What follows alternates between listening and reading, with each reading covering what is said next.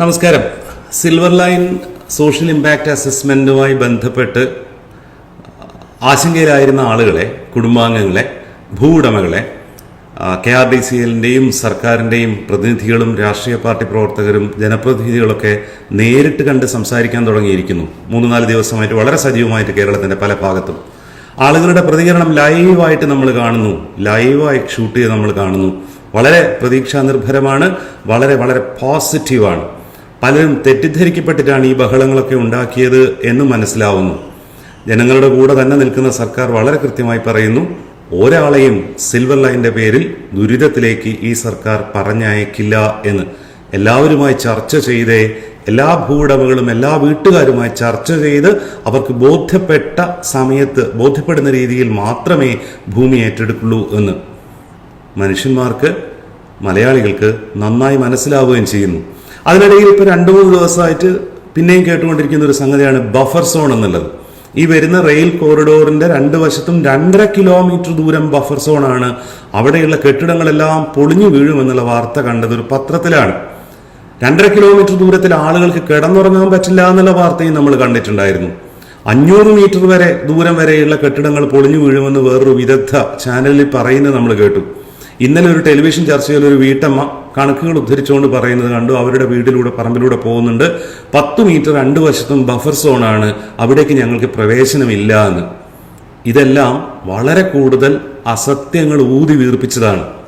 പക്ഷെ buffer zone എന്നുള്ളത് ഒരു യാഥാർത്ഥ്യമാണ്. ഏത് കൺസ്ട്രക്ഷന്റെയും ഏത് വഴിയുടെയും വശങ്ങളിലുള്ള ഒന്നാണ് ബഫർ സോൺ. ഉദാഹരണത്തിന് നാഷണൽ ഹൈവേ, ഇപ്പൊ സെന്റിന് ലക്ഷങ്ങൾ വില കൊടുത്ത് സർക്കാർ വാങ്ങിയിട്ടുള്ള നാഷണൽ ഹൈവേയുടെ അതിർത്തിയിൽ നിന്ന് 5 മീറ്ററാണ് ബഫർ സോൺ. 5 മീറ്ററാണ് ബഫർ സോൺ എന്ന് പറഞ്ഞാൽ നിങ്ങളുടെ വീടിനടുത്തുകൂടെ കടന്നു പോകുന്ന നാഷണൽ ഹൈവേയുടെ അതിർത്തിയിൽ നിങ്ങൾക്ക് വീടിന്റെ മതിൽ കെട്ടാം. പക്ഷെ നിങ്ങളുടെ വീട് നിൽക്കുന്നത് ഈ മതിലിൽ നിന്ന്, ഈ അതിർത്തിയിൽ നിന്ന് 5 മീറ്റർ ഉള്ളിലോട്ടായിരിക്കണം കൺസ്ട്രക്ഷൻ നിൽക്കുന്നത്. നാഷണൽ ഹൈവേയോട് ചേർന്ന് നിങ്ങൾക്ക് ഷോപ്പിംഗ് കോംപ്ലക്സ് ഉണ്ടാക്കാം, അതിന്റെ ഗേറ്റ് നാഷണൽ ഹൈവേയിൽ വെക്കാം. പക്ഷേ ഷോപ്പിംഗ് കോംപ്ലക്സിന്റെ ബിൽഡിംഗ് വരുന്നത് 5 മീറ്റർ മാറിയിട്ടായിരിക്കണം. ആ 5 മീറ്റർ സ്ഥലത്ത് നിങ്ങൾക്ക് പൂന്തോട്ടമോ പാർക്കിംഗ് സ്പേസോ അല്ലെങ്കിൽ കോഫി ഷോപ്പോ അല്ലെങ്കിൽ എന്താ പറയാ ചെറിയ ടെമ്പററി ആയിട്ടുള്ള സ്ട്രക്ചേഴ്സോ ആവാം. ഇതാണ് നിയമം. പെർമനന്റ് കൺസ്ട്രക്ഷൻസ് നിലവിലുള്ള നാഷണൽ ഹൈവേയിൽ നിന്ന് 5 മീറ്റർ വിട്ടിട്ടാവണം. സ്റ്റേറ്റ് ഹൈവേ, സ്റ്റേറ്റ് റോഡുകളിലാണെങ്കിൽ അത് 3 മീറ്ററാണ്. റിസർവ് ഫോറസ്റ്റിലാകുമ്പോൾ അത് അതിനേക്കാൾ കൂടുതലാണ്. പുഴയുടെ കരയിൽ നിന്ന് അതിൽ കൂടുതലാണ്. കടലോരത്ത് നിന്ന് ഇതിലും കൂടുതലാണ്. ബഫർ സോൺ എന്നുള്ള റിയാലിറ്റിയാണ്. ഇനി ഈ സത്യം പറഞ്ഞാൽ ഈ കൺഫ്യൂഷൻ തുടങ്ങുന്നത് സിസ്ട്ര തയ്യാറാക്കിയിട്ടുള്ള, നമുക്കറിയാം പാരീസ് ആസ്ഥാനമായിട്ടുള്ള ഇന്റർനാഷണൽ ഓർഗനൈസേഷൻ അല്ലെ സിസ്ട്ര തയ്യാറാക്കിയ DPR-ൽ പറയുന്നത് 30 മീറ്റേഴ്സ് ബഫർ സോൺ എന്നാണ്. ഇതിന്റെ കാരണം എന്താണെന്ന് വെച്ചാൽ, സിസ്ട്ര ഈ പണി ചെയ്യുന്നത് ഇന്ത്യൻ റെയിൽവേ കൂടി ഉൾപ്പെട്ട ഒരു കോർപ്പറേഷന് വേണ്ടിയിട്ടാണ്. നിലവിൽ ഇന്ത്യൻ റെയിൽവേയുടെ നിയമം അനുസരിച്ച് 30 മീറ്റർ ആണ് ബഫർ സോൺ. ഒരു പുതിയ ട്രാക്ക് ഇട്ടാൽ അതിന്റെ ഇരുവശത്തും 30 മീറ്റർ വീതം ബഫർ സോൺ ആയിരിക്കും. അവിടെ കൺസ്ട്രക്ഷൻ നടത്തണമെങ്കിൽ റെയിൽവേയുടെ പെർമിഷൻ വേണം. ഇങ്ങനൊരു നിബന്ധന ഇന്ത്യൻ റെയിൽവേ വെക്കുന്നത് എന്തിനാണെന്ന് വെച്ചാൽ, ഒരു ട്രാക്ക് ഇട്ട് കഴിഞ്ഞാൽ അത് ചിലപ്പോൾ ഡബിൾ ചെയ്യേണ്ടി വരും. ഇനി ഡബിൾ ട്രാക്ക് ആണെങ്കിൽ ചിലപ്പോൾ 3-ാമത്തെയും 4-ാമത്തെയും ട്രാക്കുകൾ ഇടേണ്ടി വരും.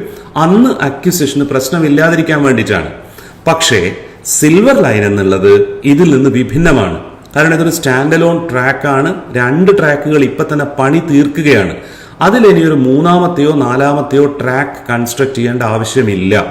ഇപ്പൊ ഉണ്ടാക്കുന്ന ഈ സ്ട്രക്ചർ പ്രകാരം തന്നെ നമുക്ക് 3 മിനിറ്റിൽ ഒരു തീവണ്ടി എന്ന് പറഞ്ഞാൽ മണിക്കൂറിൽ 20 ട്രെയിനുകൾ വരെ 20 ഷെഡ്യൂളുകൾ വരെ നടത്താനുള്ള സിസ്റ്റമാണ് ഉണ്ടാക്കുന്നത്. അതുകൊണ്ട് അതിൽ ഡബിളിംഗ് എന്ന് പറയുന്ന പ്രശ്നം വരുന്നില്ല. പിന്നെ ഉള്ളത് 5 മീറ്റർ ഇരുവശങ്ങളിലും വിടണം എന്നുള്ളതാണ്. 5 മീറ്റർ വിടണം എന്ന് പറഞ്ഞാൽ 5 മീറ്റർ ഭൂമിയിലേക്ക് നമ്മൾക്ക് പ്രവേശനമില്ല എന്നല്ല. ആ 5 മീറ്റർ ഭൂമിയിൽ പെർമനന്റ് സ്ട്രക്ചേഴ്സ് പറ്റില്ല. ഈ 5 മീറ്റർ ദൂരം നമുക്ക് വീടിന്റെ മുറ്റമായിട്ടോ കൃഷിയിടമായിട്ടോ പാർക്കിംഗ് സ്പേസ് ആയിട്ടോ ടെമ്പററി സ്ട്രക്ചേഴ്സോ കാർ ഷെഡ് പോലെയുള്ള ഇത്തരം കാര്യങ്ങളോ ആവാം. ടെമ്പററി സ്ട്രക്ചേഴ്സ് ആവാം. അവിടുന്ന് പിറകിലോട്ടുള്ള 5 മീറ്ററിൽ കൺസ്ട്രക്ഷൻ നടത്തുന്നതിന് മുൻപേ റെയിൽവേയിൽ നിന്ന് NOC എടുക്കണം. നിങ്ങൾ ചെയ്യുന്ന കൺസ്ട്രക്ഷന്റെ കഥകൾ എന്തൊക്കെയാണെന്ന് റെയിൽവേയെ ബോധ്യപ്പെടുത്തണം.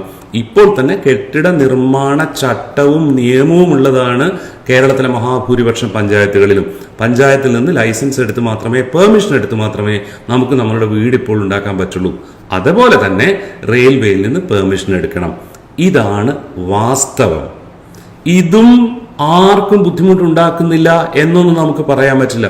കുറച്ച് ആളുകൾക്ക് ഇതുകൊണ്ട് കൂടെ ബുദ്ധിമുട്ടുണ്ടാവുന്നുണ്ടാവും.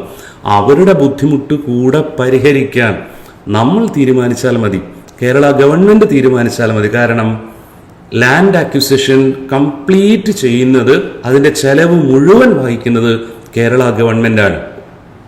ബഫർ സോണിൽ പെടുന്ന ലാൻഡിലുള്ള ആളുകൾക്ക് ഉണ്ടാവുന്ന ബുദ്ധിമുട്ട് എന്താണെന്നുള്ളത് സോഷ്യൽ ഇമ്പാക്ട് അസസ്മെന്റ് സ്റ്റഡിയുടെ ഭാഗമായിട്ടാണ് അറിയേണ്ടത്, വെളിച്ചത്ത് വരേണ്ടത്. അതും കൂടെ ഉൾപ്പെടുത്തിക്കൊണ്ട് ബഫർ സോൺ വില കൊടുത്ത് വാങ്ങുക എന്നുള്ളത് ഇന്ത്യയിൽ നിലവിലുള്ള നിയമപ്രകാരം നടക്കുന്ന കാര്യമല്ല.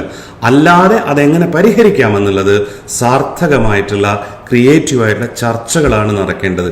അല്ലാതെ ഇല്ലാത്ത കാര്യങ്ങൾ പറഞ്ഞതോ ഉള്ള കാര്യങ്ങൾ വല്ലാതെ ഊതി വീർപ്പിച്ച് പറഞ്ഞതുകൊണ്ടോ പ്രത്യേകിച്ച് കാര്യമൊന്നുമില്ല. നിങ്ങൾ ഇതൊക്കെ പറഞ്ഞ് പോയാലും സുപ്രീം കോടതി വരെ പോകും. സുപ്രീം കോടതി നിങ്ങളോട് വേഗം വണ്ടി തെക്കോട്ട് വിട്ടോ എന്ന് പറയും. അതുകൊണ്ട് ഇനിയെങ്കിലും വിരുദ്ധ സമിതിക്കാരോടും മാധ്യമങ്ങളോടും കേരളയിൽ വിരുദ്ധ പ്രചരണം നടത്തുന്ന ആളുകളോടും പറയാനുള്ളത്, വാസ്തവങ്ങളെടുത്ത് നമുക്ക് ചർച്ച ചെയ്യാം, തർക്കിക്കാം, ഉള്ള പ്രശ്നങ്ങൾ പരിഹരിക്കാൻ ശ്രമിക്കാം. ഇങ്ങനെയുള്ളൊരു ആറ്റിറ്റ്യൂഡാണ് ഈ കാര്യത്തിൽ നമ്മൾ കാണിക്കേണ്ടത്, സർക്കാരിൽ നിന്ന് നമ്മൾ പ്രതീക്ഷിക്കേണ്ടതും. നന്ദി, നമസ്കാരം.